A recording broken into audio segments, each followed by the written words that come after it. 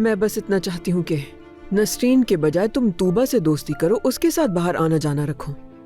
तूबा को तुम्हारी जरूरत है, वो बहुत मुश्किल में है इस वक्त। ठीक है नानी जान। बहुत प्यारी बेटी है मेरी, शाबाश, खुश रहो हमेशा।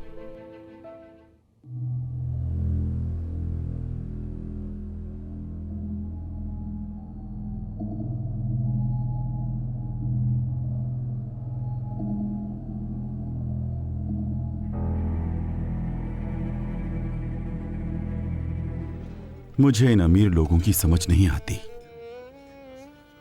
इसमें हमारा क्या कसूर है जिम? अगर हम गरीब घराने में पैदा हुए हैं, गरीब होने का इंतखाब हमने तो नहीं किया। काश के हम भी अमीर होते, मगर ऐसा नहीं हुआ।